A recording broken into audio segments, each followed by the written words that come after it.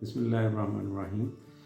आज का जो हमारा टॉपिक है दैट इज़ सॉल्यूशन। और इस लेक्चर के अंदर हम आपका जो प्रीवियस नॉलेज है सॉल्यूशन के हवाले से बेसिकली उसी को रिफ़्रेश करेंगे ताकि हम इसके बारे में जो सीरीज़ ऑफ लेक्चर्स है फर्दर जो आप लोगों ने आगे पढ़ना है उसको फिर आगे लेके चलें। इस लेक्चर के अंदर हम सॉल्यूशंस को इंट्रोड्यूस करवाएंगे और इसके अलावा हम जो सॉल्यूशन की स्ट्रेंथ के हवाले से एक बड़ी कॉमन टर्म यूज़ होती है उसके बारे में भी डिस्कस करेंगे। My name is doctor Tahir Maqbool as you know. Solution पे जाने से पहले कुछ चीज़ें जो आपको बतानी ज़रूरी हैं। उनमें से अगर आप ये एक पिक्चर्स आपको नज़र आ रही हैं, इसमें आपको एक स्पून नज़र आ रहा है जो कि स्टील की एग्जांपल है, मिल्क नज़र आ रहा है, सिमिलरली एयर नज़र आ रही है। तो अगर आप थोड़ा सा अपना जो नॉलेज है उसको ज़रा रिफ़्रेश करें या थोड़ी सी इसके ऊपर दिमाग लगाएं तो आपको इन तीनों के अंदर एक कॉमन चीज़ नज़र आती है, चाहे वो स्टील हो, मिल्क हो या एयर हो। ये सारे के सारे बेसिकली मिक्सचर्स की एग्जांपल हैं। शुरू में जब आप केमिस्ट्री के बारे में बिल्कुल सीखना शुरू किया था तो उसमें आपने कंपाउंड और मिक्सचर क्या होता है और उनके दरमियान आपने जो डिफरेंसेस हैं वो अच्छे तरीके से स्टडी किए होंगे। तो वहाँ पे आपने मिक्सचर की एग्जांपल्स के अंदर बेसिकली स्टील, मिल्क और एयर को ज़रूर देखा होगा। तो स्टील बेसिकली मुख्तलिफ मेटल्स का एक मिक्सचर है जो कि सॉलिड स्टेट के अंदर है। सिमिलरली मिल्क के अंदर आपको पता है फैट भी है, प्रोटीन भी है, ये भी एक मिक्सचर है। और एयर एज़ यू नो के ये मिक्सचर है मुख्तलिफ गैसेस का like nitrogen, oxygen, carbon dioxide and some other gases. So all these are the examples of mixture. तो मिक्सचर बेसिकली सॉल्यूशन को इंट्रोड्यूस करने के लिए अगर आपको मिक्सचर का कॉन्सेप्ट है तो सॉल्यूशन ऑटोमेटिकली आपको समझ आ जाएगा। मिक्सचर के वाले से आप जानते होंगे कि मिक्सचर की जब हम टाइप्स के बारे में बात करते हैं तो मिक्सचर दो तरह के होते हैं, एक होमोजीनियस और दूसरे हेट्रोजीनियस। होमोजीनियस मिक्सचर्स ऐसे मिक्सचर्स होते हैं जिनके अंदर जो उनके कंपोनेंट्स हैं वो यूनिफॉर्मली डिस्ट्रीब्यूटेड होते हैं। फॉर एग्जांपल अगर हम इसको स्पेसिफिकली कहना चाहें, if the components are uniformly intermingled then the mixture is termed as homogeneous. और इसका जो रिवर्स है वो हेट्रोजीनियस है। चूँकि हमने सॉल्यूशन की तरफ जाना है इसलिए हम होमोजीनियस के ऊपर ही रहते हैं। होमोजीनियस मिक्सचर्स बेसिकली सॉल्यूशंस होते हैं, यानी कि सॉल्यूशन बेसिकली वो मिक्सचर्स हैं जिनके अंदर जो कंपोनेंट्स हैं वो क्या होते हैं, यूनिफॉर्मली इंटरमिंगल्ड होते हैं, यूनिफॉर्मली डिस्ट्रीब्यूटेड होते हैं।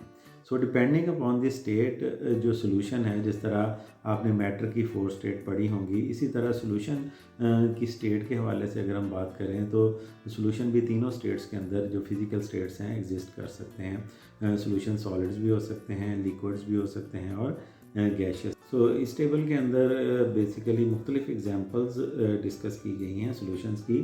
फॉर एग्ज़ाम्पल अगर आप पहली एग्जांपल देखें एयर, तो उसमें ये उसकी स्टेट ऑफ सॉल्यूशन है और सल्यूट और सॉल्वेंट की स्टेट भी डिस्कस की गई है। तो एयर चूँकि उसकी स्टेट ऑफ सॉल्यूशन जो है वो गैस है और उसके अंदर सल्यूट भी गैस है, जिस तरह मुख्तलिफ गैसेज हैं, नाइट्रोजन, ऑक्सीजन सारी गैसेज हैं और सॉल्वेंट भी गैस है। अब ज़ाहिरी बात है जो ज़्यादा अमाउंट में होगी गैस वो एज अ सॉल्वेंट कंसीडर की जाएगी।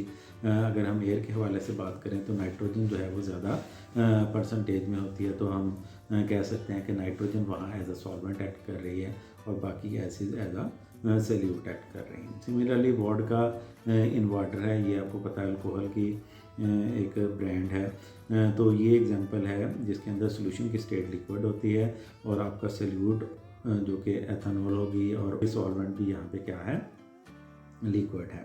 इसी तरह ब्रास है जो कि बेसिकली अलॉय या मुख्तलिफ मेटल्स का एक कॉम्बिनेशन होता है। तो उसके अंदर मुख्तलिफ मेटल का समझ लें मिक्सचर है जिसके अंदर मेटल्स आपस में सॉलिड सारी मेटल्स आपस में क्या हैं, इंटरमिक्स की गई हैं। सिमिलरली कार्बोनेटेड वाटर की अगर आप बात करें, ये जो आप कोल्ड ड्रिंक्स वगैरह इस्तेमाल करते हैं तो उसके अंदर carbon dioxide basically water solution के अंदर क्या की गई होती है, जो डिज़ोल्व की गई होती है, जिसको हम कार्बोनेटेड वाटर या सोडा का नाम देते हैं। तो उसके अंदर सल्यूट बेसिकली आपकी कार्बन डाइऑक्साइड है, और जो वाटर का जो सिरप है वो बेसिकली आपका सॉल्वेंट है। तो लिक्विड सॉल्वेंट के तौर पे एक्ट कर रहा है और gas as a solute act कर रही है, और ओवरऑल सोल्यूशन की जो स्टेट है वो क्या है, लिक्विड है। तो इसी तरह ये sea water, sugar solution, hydrogen in platinum and etcetera, ये मुख्तलिफ एग्जाम्पल यहाँ पे दी गई हैं सोल्यूशन की, और सोल्यूशन की स्टेट और उसके अंदर मौजूद जो सल्यूट और सॉल्वेंट हैं उनकी स्टेट्स को इलस्ट्रेट किया। सो सोल्यूशन की स्ट्रेंथ से मुराद ये है कि सल्यूट की रिलेटिवली कितनी अमाउंट जो है वो सोल्यूशन के अंदर मौजूद है। तो इस हवाले से सोल्यूशन को दो कैटेगरीज़ के अंदर डिवाइड किया जाता है। कुछ सोल्यूशन को हम डिल्यूट कहते हैं और कुछ सोल्यूशन को हम कॉन्सनट्रेटेड कहते हैं। डिल्यूट सोल्यूशन ऐसे सोल्यूशन होते हैं जिनके अंदर जो रिलेटिवली जो अमाउंट ऑफ सल्यूट है वो वेरी लिटल होती है, यानी कि माइन्यूट अमाउंट ऑफ सल्यूट अगर मौजूद हो किसी सोल्यूशन के अंदर तो हम उसको डिल्यूट सोल्यूशन का नाम देते हैं। जिस तरह का आज कल हमें दूध मिल रहा होगा, ठीक है, तो वो बेसिकली डिल्यूट सोल्यूशन है मिल्क का in water. Similarly concentrated solution की अगर हम बात करें तो कंसनट्रेटेड सोल्यूशन एक ऐसा सोल्यूशन होता है जिसके अंदर जो सल्यूट है उसकी रिलेटिवली लार्ज अमाउंट जो है वो प्रेजेंट होती है, तो उसको हम कंसनट्रेटेड सोल्यूशन का नाम देते हैं। ये चीज़ें, ये टर्मिनोलॉजी चूँकि आगे इस्तेमाल होनी है इसलिए आपको सोल्यूशन की कंसनट्रेशन एक और इम्पॉर्टेंट टर्म है। बेसिकली कंसनट्रेशन जो सोल्यूशन की है वो डिस्क्राइब करती है कि सल्यूट की अमाउंट कितनी है। हम इसके बेसिकली क्वांटिटेटिवली अगर सोल्यूशन की जो स्ट्रेंथ है वो शो करना चाहते हैं तो बेसिकली हम उसकी कंसनट्रेशन को जो है वो रिप्रेजेंट करते हैं। बहुत सारे जो एक्सप्रेशन है वो इस्तेमाल होते हैं in order to demonstrate the concentration of the solution, जिसके अंदर बहुत ज़्यादा कॉमन यूज़ होने वाला जो एक्सप्रेशन है वो मोलैरिटी है। सो मोलैरिटी बेसिकली क्या है? मोलैरिटी मोल्स ऑफ सल्यूट पर वॉल्यूम ऑफ सोल्यूशन जो कि लीटर्स के अंदर लिया जाता है।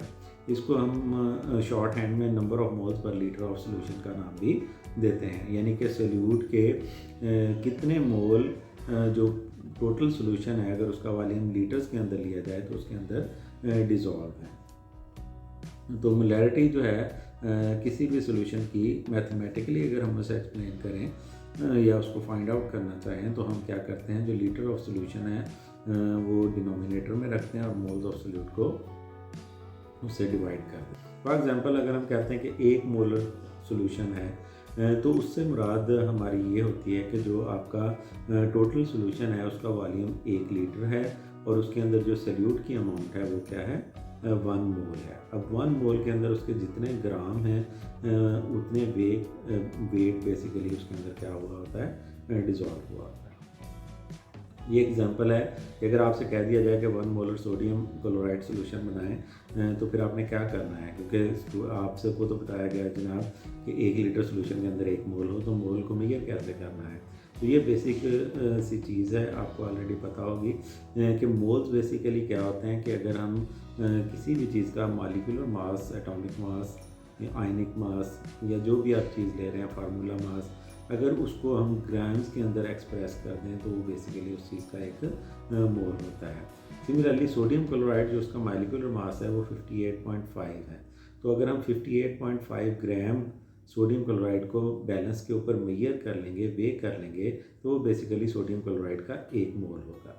तो अगर हमें ये प्रॉब्लम दे दी जाए कि 1 मोलर सोल्यूशन सोडियम क्लोराइड का कैसे प्रिपेयर करेंगे, तो हम सबसे पहला काम ये करेंगे कि सोडियम क्लोराइड 58.5 ग्राम जो है वो क्या कर लेंगे, वे कर लेंगे और एक जो आपकी वॉल्यूमेट्रिक फ्लास्क है उसके अंदर इसको डाल देंगे और उसके बाद थोड़ी सी अमाउंट वाटर की डालेंगे और इसको क्या कर लेंगे, डिज़ोल्व कर लेंगे और फिर वाटर इस तरह डालते जाएंगे कि जो वॉल्यूम है वो उसके लीटर का जो मार्क है उस तक हम मेकअप कर लेंगे। दूसरे लफ्ज़ों में जो टोटल सोल्यूशन है उसका वॉल्यूम 1 लीटर तक मेकअप कर लेंगे। तो ये हमारे पास जो रिजल्टेंट सोल्यूशन बनेगा वो बेसिकली सोडियम क्लोराइड का 1 मोलर सोल्यूशन होगा। तो इसी तरह आपने किसी भी चीज़ का 1 मोलर सोल्यूशन बनाना हो और वो चीज़ अगर सॉलिड है तो जस्ट आपने क्या करना है, उसका मॉलिक्यूलर मास कैलकुलेट करना है और उतने ग्राम 1 लीटर वाली फ्लास्क के अंदर डाल के पानी या जो भी सॉल्वेंट, जिस सॉल्वेंट के अंदर आपने उसको सॉल्यूशन बनाना है, उसके अंदर वो पानी डालेंगे, उसको डिज़ोल्व कर लेंगे अच्छी तरह। जब वो डिज़ोल्व हो जाए तो फिर बाकी रिमेनिंग जो वाटर इतना डालेंगे कि जो टोटल वॉल्यूम है वो 1 लीटर तक पहुंच जाए। इसी चीज़ को इस्तेमाल करते हुए आप हाफ मोलर यानी 0.5 मोलर सॉल्यूशन भी बना सकते हैं, और जितनी भी आपकी स्ट्रेंथ है वो भी बना सकते हैं। जस्ट सिंपल मैथमेटिकल कैलकुलेशन करनी पड़ेगी आपको। Thank you so much for watching this lecture. Allah हाफिज़, फ़ी अमान अल्लाह।